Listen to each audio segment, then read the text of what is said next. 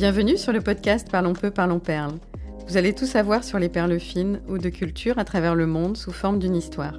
Que vous connaissiez déjà ce métier, que vous aimiez les perles, la Polynésie ou tout simplement la mer, ce podcast est fait pour vous.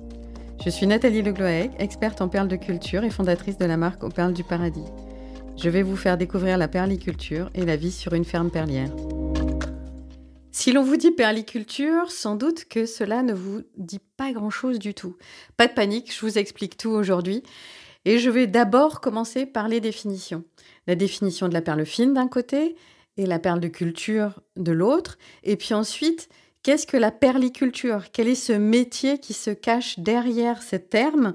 Que ce soit en Polynésie ou à travers le monde, il est important de poser vraiment les bases pour savoir de quoi nous allons parler dans ce podcast pendant tous ces numéros. Alors, la première chose qu'il est important de faire, c'est de définir de quoi nous parlons. L'histoire des perles a commencé par des perles qui étaient uniquement fines. Donc, qu'est-ce qu'une perle fine ou encore appelée perle naturelle ? Eh bien, c'est une perle qui naît tout à fait naturellement dans un mollusque. Que ce soit une huître, une moule ou peu importe, la perle naît naturellement. Alors pendant des années encore aujourd'hui, la théorie du grain de sable facilite l'explication. Et pourtant, les scientifiques ont l'air de nous dire que ce n'est pas forcément le grain de sable qui va rentrer dans l'huître et qui va provoquer la naissance d'une perle. Et notamment, je vous invite à regarder des bancs d'huîtres dans le golfe Persique parce que c'est assez marrant de voir que toutes ces huîtres sont vraiment posées sur le sable. Donc, il y a du sable en suspension partout autour d'elles. Elles sont entrouvertes pour filtrer l'eau et pour se nourrir. Et si c'était vraiment la théorie du grain de sable, eh bien, il y aurait plein de perles dans ces petites huîtres du golfe Persique et pourtant, ça n'est pas le cas. Nous y reviendrons. Alors, comment ça se passe pour qu'une perle naisse naturellement si ça n'est pas un grain de sable ? Eh bien, écoutez, les scientifiques pensent que ce sont quelques cellules du manteau, des cellules épithéliales qui vont se détacher et qui vont créer une perle. Alors que pour que vous visualisiez bien ce que je suis en train de vous dire, imaginez un plateau de fruits de mer où il y a des huîtres. Vous avez ouvert vos huîtres. D'un côté, il y a une petite peau transparente que vous avez raclée, qui est sur le couvercle, entre guillemets, bien sûr. Et sur l'autre partie plus concave, alors il y a aussi ce manteau, cette membrane qui recouvre toute l'huître. En fait, tous les bivalves, tous les mollusques ont cette peau que l'on appelle manteau d'un côté et de l'autre du coquillage, puisque c'est ce manteau qui contient les cellules nacrières qui vont fabriquer ce coquillage. Ce coquillage, il naît des cellules épithéliales qui fabriquent de la nacre. Donc, peut-être qu'il s'est passé quelque chose, un petit ver, un virus, enfin bref, des cellules épithéliales se sont détachées de cette membrane, de ce manteau, ont glissé, se sont réparties les unes les autres, et elles, dans la vie, les cellules épithéliales sont programmées pour fabriquer de la nacre. Alors, elles s'auto-fabriquent de la nacre en créant un sac perlier dans lequel va naître une perle au fur et à mesure des années. Une perle fine ou naturelle est donc une perle totalement créée par l'huître à cause d'un petit problème qui s'est passé dans sa coquille, dans sa nacre, dans cet être qui est dans sa chair, on peut dire, puisque ça vient vraiment de la chair du manteau de l'huître. Donc la nature a créé un joyau à partir d'un problème. Si ça déjà, c'est pas fabuleux. Alors voilà, c'était la perle fine. Où est-ce qu'on en trouvait il y a quelques siècles ? Eh bien, partout à travers le monde. Même en Europe de l'Ouest particulièrement, il y avait pas mal de perles fines dans plutôt de l'eau douce, mais aussi dans la Manche.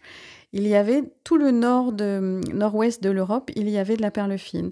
Il y avait de la perle fine, bien évidemment, dans le golfe Persique, qui a été la place vraiment la plus prolifique en termes de perles fines, puisque au XIXe siècle, elle représentait 70 à 80% des perles fines trouvées dans le monde. Mais il y en avait aussi à Ceylan, qui est aujourd'hui le Sri Lanka. Il y en avait aussi beaucoup aux États-Unis, puisque 350 espèces de mollusques perliers ont été recensées là-bas. Bref, il y en avait absolument partout et il y avait bien sûr des perles fines en Polynésie puisque les huîtres existaient et existent depuis tout le temps. Donc, il y avait probablement des perles fines, bien évidemment aussi. Mais comme c'était quand même assez rare, même si c'est très ancien, puisque la première perle remonterait à 5500 ans avant Jésus-Christ quand même. C'est une perle qui a été trouvée dans la région d'Oman. Et Pline l'Ancien, par ailleurs, racontait que les Romains étaient férus de perles. Ils adoraient ça. Donc, pour la petite histoire, ce sont des éléments que l'on trouve depuis des siècles et des siècles. Alors, ça a duré vraiment, vraiment beaucoup. Il n'y avait que ça jusqu'au début du XXe siècle. Vraiment, il n'y avait que des perles fines. Tout ce que vous voyez sur les tableaux de maîtres, sur les couronnes des rois, des reines, sur les colliers, bref, tout ce qui était porté avant le XXe siècle était uniquement des perles fines ou naturelles, c'est-à-dire des perles nées tout à fait de façon incroyable dans une huître ou une moule, bref, un mollusque.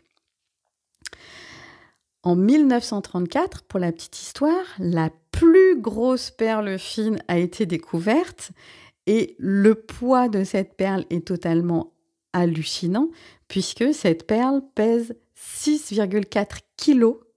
Elle a été trouvée dans un bénitier, donc en 1934, aux Philippines. Et c'est une perle qui s'appellera la perle d'Allah. Bref, c'est complètement incroyable. C'était vraiment un cadeau de la nature. Encore une fois, d'un problème, l'huître a créé un joyau et c'était absolument fabuleux. Mais bien évidemment, les huîtres ont commencé à se raréfier et à disparaître peu à peu. Donc, leur valeur était de plus en plus importante jusqu'à dépasser la valeur des diamants. Le prix d'une perle fine pouvait dépasser la valeur du diamant, ce qui est dingue.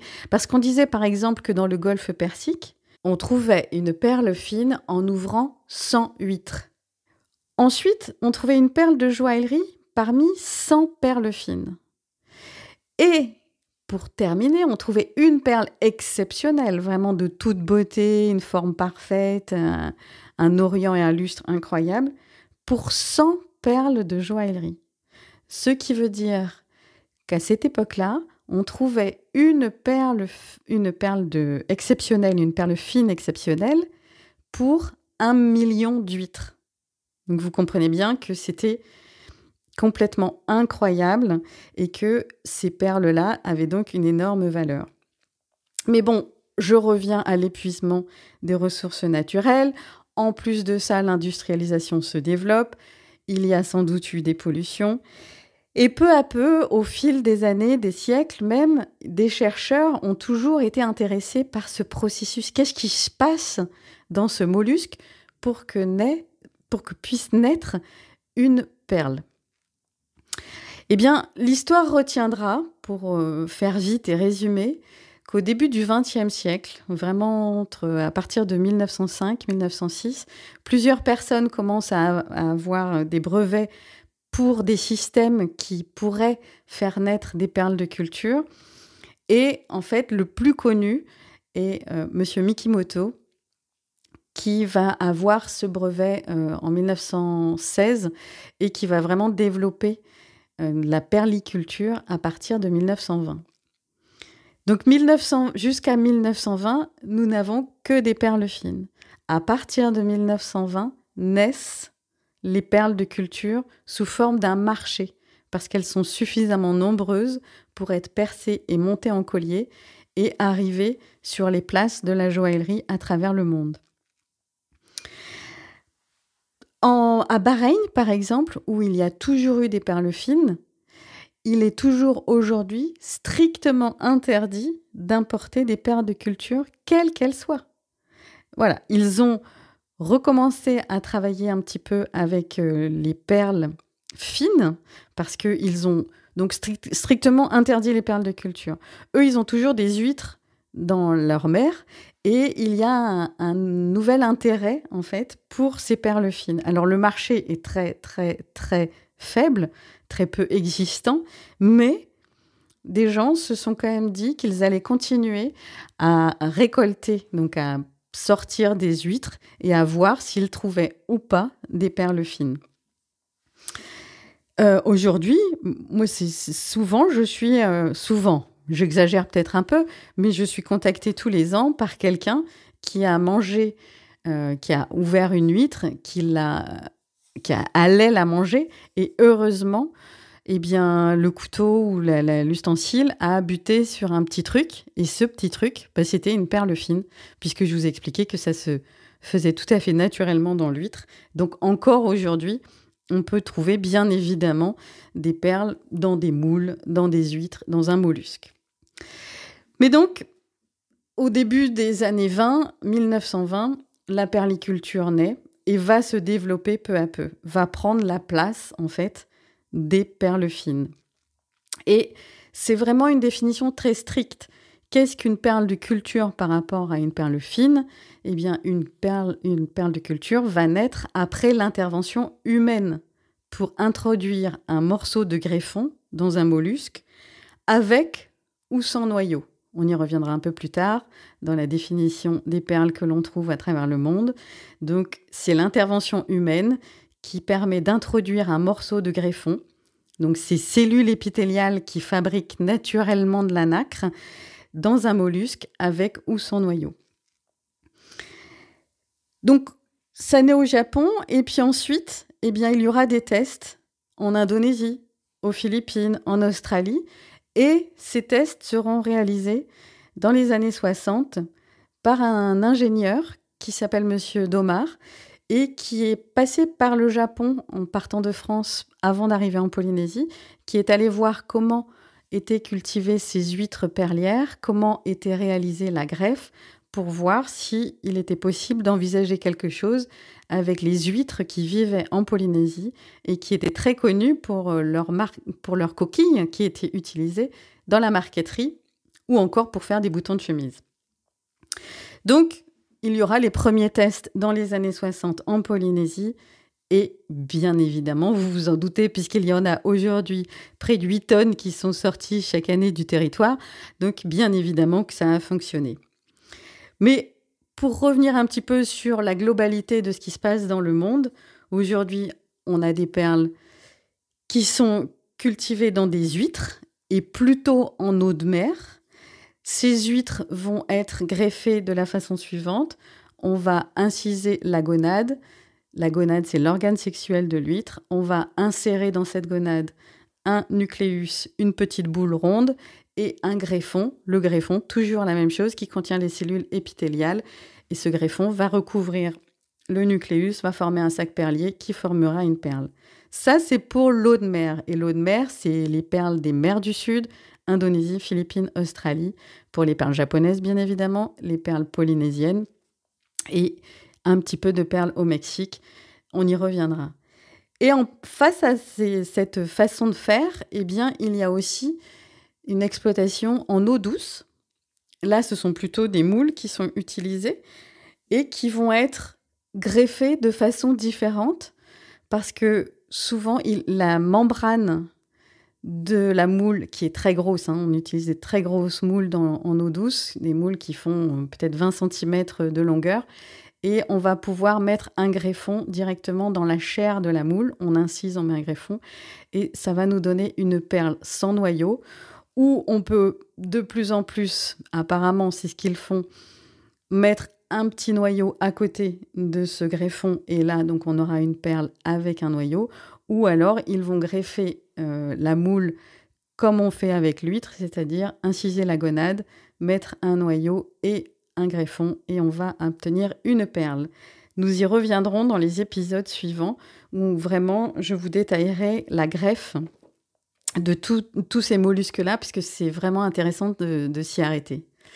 Alors, la perle d'imitation, autant vous dire que j'ai pas très envie d'en parler, mais comme nous sommes dans les définitions, il est important de poser les choses. Alors en France, il y a eu un décret en 2002 qui définit clairement les perles d'imitation. Ce sont d'abord des perles entièrement ou partiellement fabriquées par l'homme. Ou encore, ce sont des perles de culture qui ont été traitées après la récolte. On y reviendra aussi. Donc elles sont considérées comme des perles d'imitation.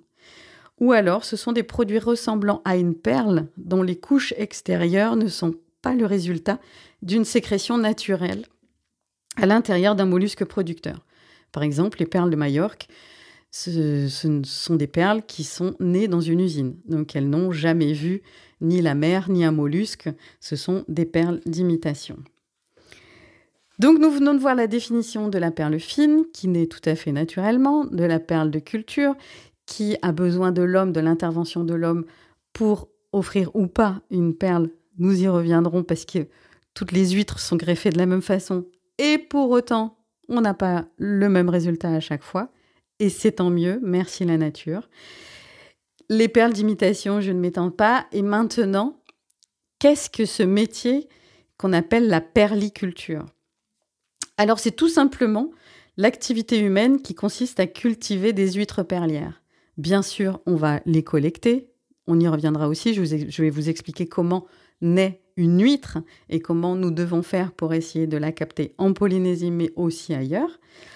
Donc, on les collecte, on les élève, on les fait greffer, on les entretient bien sûr pour qu'elles soient en bonne santé jusqu'à la récolte pour nous offrir des perles de qualité. Alors, la perliculture, ça veut dire que nous nous installons à terre et en mer. Et pour avoir l'autorisation, en tout cas en France, sur le territoire français, pour avoir l'autorisation d'occuper le territoire maritime, il nous faut une concession maritime donnée par le gouvernement polynésien. Parce que sinon, ça serait l'anarchie et il est de plus en plus important de bien protéger notamment les lagons en Polynésie, mais les mers à travers le monde. Et c'est vraiment un souci permanent de très nombreux perliculteurs, vraiment à travers le monde, pour protéger la ressource, protéger l'endroit où ces huîtres vont naître et être élevées, être greffées, et ensuite où on va récolter une perle, parce que si on pollue cet endroit-là, eh bien, ça ne nous donnera plus rien. Donc, dans cette concession maritime, on va mettre ce qu'on appellera des stations de collectage et des stations d'élevage. Ne vous inquiétez pas, nous reviendrons là-dessus sur un épisode vraiment spécifique.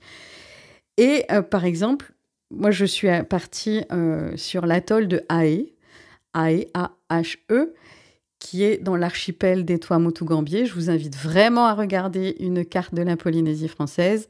Le territoire est grand comme l'Europe, c'est-à-dire que ce petit atoll de Ahe est situé à un peu plus de 400 km, 456 km de Tahiti. Donc entre Tahiti et l'atoll où nous étions, il y a de l'eau. Il n'y a que de l'eau en fait en Polynésie et un peu de terre de temps en temps. Donc nous avons monté une ferme perlière sur cet atoll, mais il y a quelque temps, je suis allée sur l'atoll d'Arutua, qui est aujourd'hui l'atoll le plus perlicole de cet archipel des Tuamotu, sans parler des Gambiers, je reviens. Et puisqu'ils sortent 1,7 million de perles par an du lagon d'Arutua seul, eh bien c'est aussi à 375 km de Tahiti. Les perles j'achète beaucoup de perles qui viennent de l'île de Rikitea, qui, lui, est à 1600 km de Tahiti au sud-est. Donc vraiment, je vous invite à regarder une carte et à voir on peut avoir de la perliculture à différents endroits, mais c'est assez spécifique. Je vous expliquerai tout ça plus tard. Donc, il y a plusieurs métiers quand on travaille sur des fermes perlières dans la perliculture. Il peut y avoir un premier métier qui consiste à uniquement collecter des huîtres. C'est-à-dire que votre métier, c'est d'essayer de capter les larves des huîtres, de les collecter et de les vendre ensuite à quelqu'un d'autre. Ce quelqu'un d'autre peut être un perliculteur, c'est-à-dire quelqu'un qui a une ferme perlière, qui va greffer les huîtres, mais qui n'arrive pas à collecter ces huîtres-là, qui n'arrive pas à avoir la matière première dans son lagon. Il est donc nécessaire qu'il achète ces huîtres à quelqu'un qui, lui, peut collecter dans son lagon. Donc, il y a le producteur d'huîtres qui collecte les huîtres. Ensuite, il y a le perliculteur qui va greffer ces huîtres-là. Et comme de plus en plus à travers le monde, il y a des problèmes quand même de pollution, hein, ça concerne évidemment la perliculture, eh bien, il y a une écloserie qui a vu le jour sur l'atoll de Fakarava, qui fait naître donc des bébés huîtres en bassin et qui arrive ensuite à les remettre dans le lagon en élevage pour qu'elles soient développées et vendues là aussi à des perliculteurs. Alors, la perliculture donc englobe tous ces métiers-là. Et qu'est-ce qu'on obtient en faisant ce métier-là ? Eh bien, si tout va bien, nous allons récolter des perles. Ou alors, l'huître a rejeté le nucléus, on aura des kéchis. Ou alors, nous n'aurons ni perles ni kéchis. Et alors, nous pourrons avoir un mabé, si jamais c'est la volonté du perliculteur. Nous reviendrons évidemment sur tous ces sujets dans des prochains épisodes. Mais pour aujourd'hui, vous avez appris la différence entre les perles fines et les perlicultures. Vous savez un peu plus ce qu'est la perliculture. Et vraiment, je vous remercie pour votre écoute. Et je vous invite à partager cet épisode si vous l'avez aimé et à nous suivre sur nos réseaux sociaux, bien sûr, @aux perles du paradis sur LinkedIn, Facebook ou Instagram. Vous retrouverez aussi tous ces éléments sur la perliculture et la collection de bijoux en perles de Tahiti, en perles de culture de Tahiti sur notre site internet www.ausperlesduparadis.com. Encore merci de votre écoute et parlons peu, parlons perles.